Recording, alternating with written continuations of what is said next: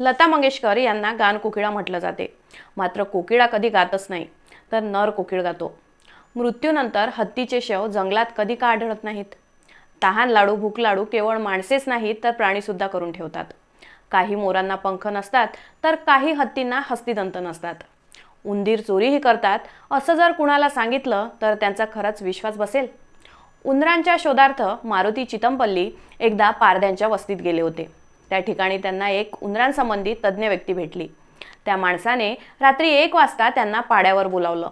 अनुभव घ्यायचा असेल तर धोका पत्करावाच लागतो असे म्हणून तेही निघाले आणि त्यांनी अनुभवलेले अद्भुत रानविश्व त्यांनी साहित्यातून समाजापुढे आणले। काय आहेत या कथा बघूया या व्हिडिओच्या माध्यमातून। नमस्कार, मी समीक्षा खडेबोलवर आपले स्वागत करते। केंद्र सरकारकडून नुकतीच पद्म पुरस्कारांची घोषणा करण्यात आली।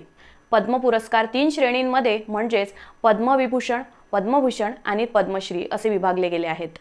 कला, सामाजिक कार्य, विज्ञान, सार्वजनिक व्यवहार, अभियांत्रिकी, व्यवसाय, उद्योग, वैदिकशास्त्र, साहित्य, शिक्षण, क्रीडा, नागरी सेवा अशा विविध क्षेत्रात उल्लेखनीय कार्य करणाऱ्या व्यक्तींना हे पुरस्कार प्रदान केले जातात।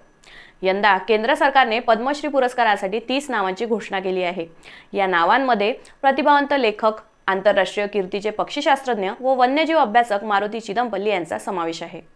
मारुती चितमपल्ली हे वन खात्यातले अधिकारी। साहजिकच त्यांनी लिहिलेल्या साहित्यात जंगलाचे प्रतिबिंब ठळकपणे उठून दिसते। मारुती चितमपल्लींना वन खात्यातील नोकरीत ज्येष्ठ पक्षीतज्ञ डॉक्टर सलीम अलींचा सहवास खूप काही शिकवून गेला। वन खात्यातील नोकरीच्या निमित्ताने चितमपल्लींनी अनेक ठिकाणची जंगले पिंजून काढलीत। पश्चिम महाराष्ट्रात 15 वर्षे नोकरी केल्यानंतर ते विदर्भात नवे गाव बांधला आले। त्यानंतर नागझिरा, नागपूर, मेळघाट येथील जंगले अनुभवली। मात्र त्यांना नवे गाव बांधचे जंगल अधिक आवडले। जंगलात शिकारीसाठी येणारे माधवराव पाटील त्यांना तेथेच भेटले।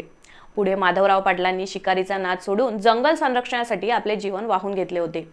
पूर्वीच्या काळी शिकारीच्या निमित्ताने आपल्या सोबत्यांकडून माधवराव वनविद्या शिकले आणि ही वनविद्या त्यांच्याकडून चितमपल्लींना शिकता आली।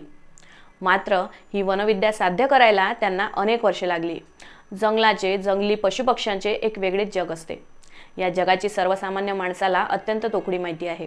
निसर्गाने रानावनाच्या पोटात अनेक वेगवेगळे रहस्य दडवून ठेवले आहेत। हे रहस्य तुमच्या आमच्यासारख्या नागरी आयुष्य जगणाऱ्या माणसांसमोर मारुती चितमपल्ली यांनी पुस्तकांमधून उलगडले आहे।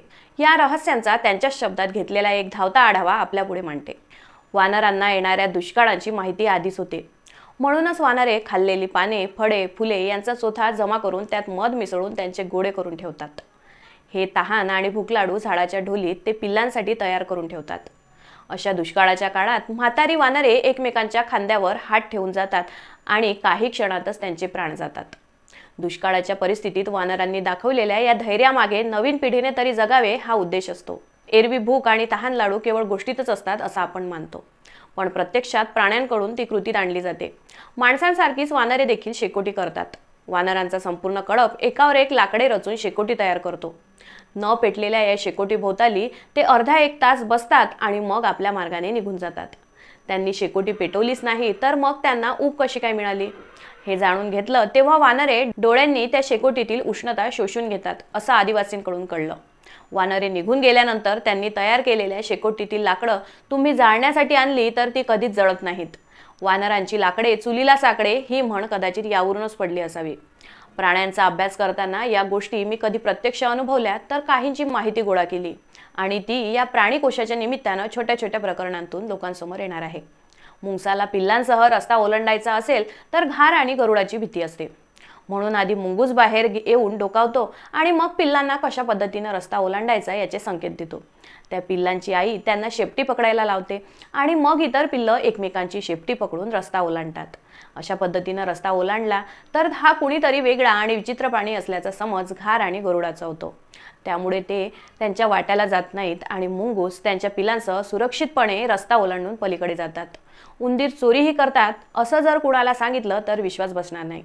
मारुती चितमपल्ली सांगतात की ते उंदरांच्या शोधार्थ एकदा पारध्यांच्या वस्तीत गेले होते।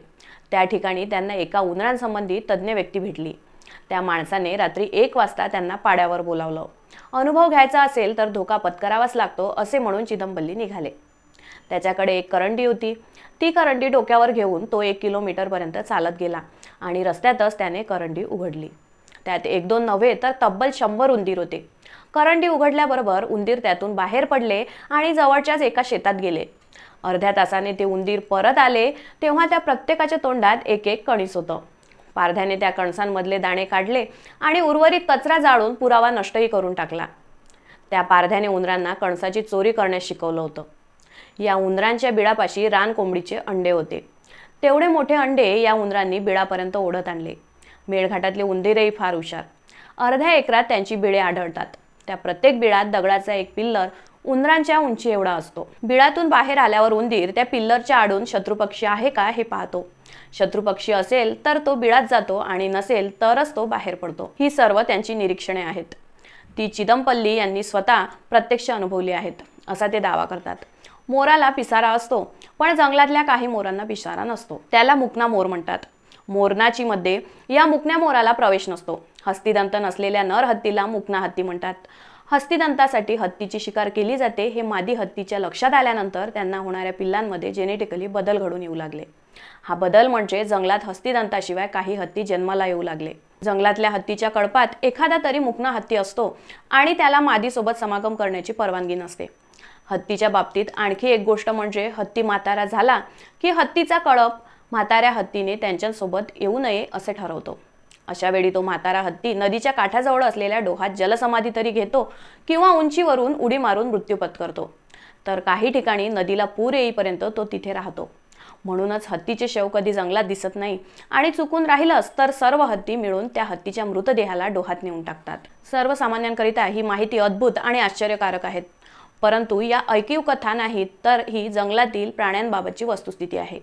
प्राणी कोशासाठी कराव्या लागणाऱ्या अभ्यास दौऱ्यात हे अनुभवायला मिळालं. मुकना हा शब्दही त्यातूनच कळला असे चिदमपल्ली सांगतात. हत्तीच्या कळपाचं नियंत्रण हत्तीन करते. कळपातले इतर तिच्या मागे चालतात. काडविटांच्या कळपाचं नियंत्रण सुद्धा मादी काडविटच करते. कोणत्या बाजूला वळायचं याचा इशारा ती कानाने देते. कानाची पाळ ती उजवीकडे, डावीकडे, समोर, मागे वळवते आणि त्यानुसार संपूर्ण कळप तिच्या मागे जातो. आपण म्हणतो कोकिळा गाते, पण मादी कोकिळा गात नाही, तर नर कोकिळ गातो. मादी कोकिळ्याला गाताच येत नाही हेही बऱ्याच जणांना माहीत नाही. लता मंगेशकर यांना आपण गान कोकिळेची उपाधी देतो, ते चुकीचे आहे. अशा अनेक सुरस गोष्टींचा उलगडा आपल्याला चिदमपल्ली यांच्या साहित्यातून होतो. अशा अनेक रहस्यमय गोष्टी रानावनात बघायला मिळतात. पुढेही अशा गोष्टी आम्ही आपल्यासाठी आणूच. हा व्हिडिओ आपल्याला कसा वाटला आम्हाला कमेंट करून नक्की सांगा आणि अशाच खडानखडा माहितीसाठी आमचे खडेबोल चॅनल सबस्क्राईब करायला विसरू नका. धन्यवाद.